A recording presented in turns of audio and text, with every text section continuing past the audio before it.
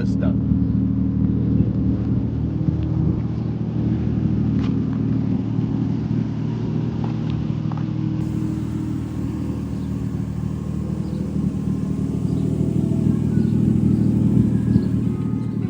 What are we doing today? Today we're here at B&B Garage. We're gonna put a rear diff in, rear axles, serial 9 diff and subframe bushing kit, and catch can. And then uncrossable. Today we're gonna have these. The chaser. We're gonna do a diff swap with an axle. This is a BRZ diff, right? Yeah. Okay, so this is a BRZ diff. IS300 axles. Yes. IS300 axles, and then we got solid bushings from serial 9. Some fluid. Just gonna pop this diff out. Axles. Everything's gonna. These bushings get swapped out too, right? The back ones in the back of the subframe? Awesome. Okay, so just axles and everything. A bit straightforward for the most part. Not bad. What do you think? I think we're gonna be out of here by the end of the day. I'm not gonna be here for half of it. That's okay. Okay, so we took the wheels off. I took a spacer off. We're gonna take this rotor off so we can get access to the e-brake cable and just disconnect it. Caliper's here hanging. Adrian's working on the diff connection with the drive shaft. We took off the exhaust. It's over there somewhere. Same thing on this side. Just have to take the spacer off. And then we should be moving on to the next step of loosening the connections to the subframe. Got to take this coilover bolt out right there, both sides. Oh, this one has a different bolt. This one has a European external Torx. It's funny, but all right. Should be good. So we skipped ahead a little bit. We removed the rotors, removed the parking brake on both sides, the cables. Adrian took the bolts off the drive shaft. I think that's where we left off.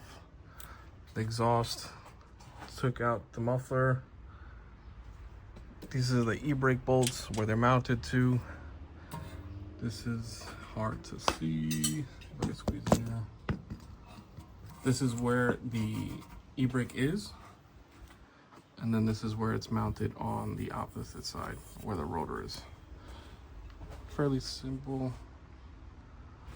We took out the coilover bolt, popped it down. Took these little support things that are on the subframe that go like this. Took those out so we can take the axles out. We took the sway bar off the frame. It's right here.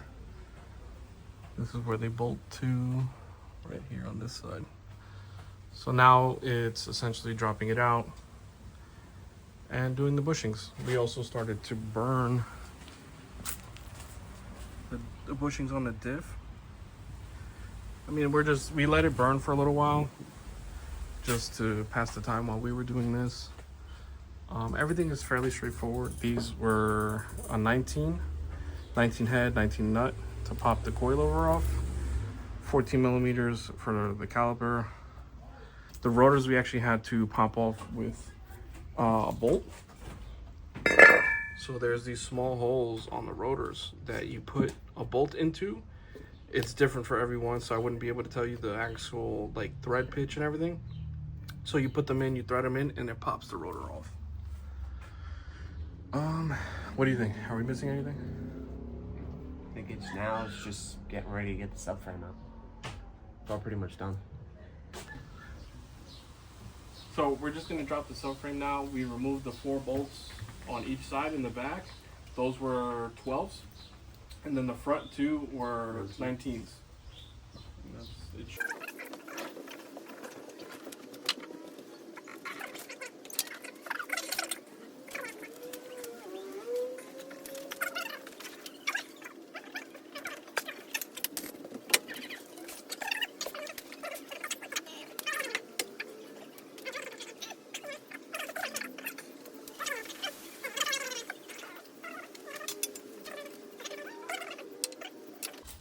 So now we have the subframe on the floor. Now it's time to just take everything apart. Bushings, axle. The diff has to get finished, but should be fairly simple. It's this bushing here gets replaced. The two front ones, and then those two in the back. 1 minute, 37 seconds later. So I didn't know that it had hydraulic fluid in it. It's a little bit. Oh! It's a little bit of a flamethrower right now. Okay, so we got out the two center ones. One we burnt and cut. This is the cut. It just loosens it up if you burn it, or you get out the center whichever way you can, and then you just stick a sawzall and you cut the collar. So once you cut the collar, it'll release the tension and you're able to pop it out. It's okay if you scratch it up a little bit, as long as like there's no like hard edges or anything really that can like cut you or cut the bushing. It should be fine to slap the bushing back in. So this other one, we just hit it out. We were able to hit it out. I tried to sawzall it a little bit, but I didn't cut through, but I was able to get it out. So next is these front ones. So I have to see how we can get those out. These were simple. These just slide off after you take it out. And the diff would be next. Wow. Without too much force. You just got to get under the lip and they kind of just pry out. There's just this here that holds it down. But other than that, it's pretty simple. Just like that. Probably the easiest bushings I've ever done. So we got the bushings out. Wasn't an easy task for me for some odd reason. And then when you watch a video just to double check what you're doing, it comes out easier for them. But I heated them up and then I used the air hammer to get it out from the back side. And that was probably the best way I could do it. And then I used the sawzall to cut in there and cut the rest of the collar out. So personally, I like to put dielectric grease inside the differential housing for the bushing. I believe this is the upper part. It might be the bottom.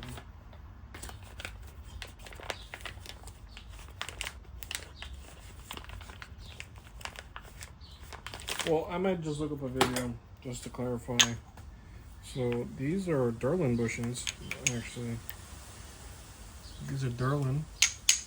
You can hear it. So I'm pretty sure, yeah, it probably goes on top. And these go on the bottom. Yeah. Okay, pretty cool. So this is the top bushing, this is the bottom. And this is just how it's gonna sit inside the diff housing. So like I was saying, I like to put dielectric grease inside the housing. I put also a dielectric grease on the bushing so it gets slide in a little easier. Makes it, I would say, a little bit easier to go in, but it's just all preference really. Sometimes they send you grease also. I would assume that the dielectric grease is what they send you. Usually they send you like small packets. So realistically it's just this. Could probably tap it in with a hammer. For the most part you can get it started. So I already put dielectric grease on inside the housing. Here I'll just be putting it on the bushing. Dielectric grease is kind of sticky, so it's like it stays on the glove. So put some on here. So same thing for the bottom ones. Just smack them in. These didn't really need grease because The grease is technically already there from what we just put in. So you could just press this in. This one had to go in a little hard. I had to smack it with the mallet. But this one went in by hand. Small tap, but it's in. And these are your front diff bushings.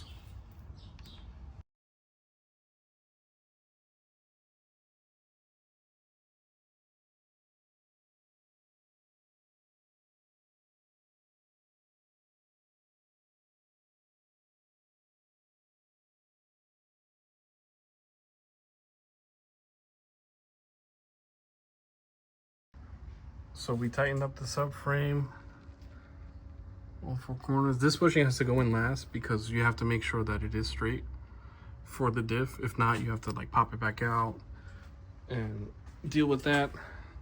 So we have the solid in the front as well, tightened up.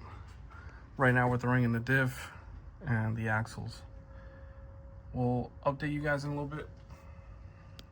So we have the subframe up. I'm pretty sure that's where we left off. We bolt checked everything. We painted every single thing that we touched. I mean, I just did this just because we were already here. The drums are the only thing left. The coilover, bolt, tighten the axle here, the axle nut. The subframe is already tight. Diff is tight. Axles are tight. Drive shaft's tight. We're putting this bracket back in. The exhaust.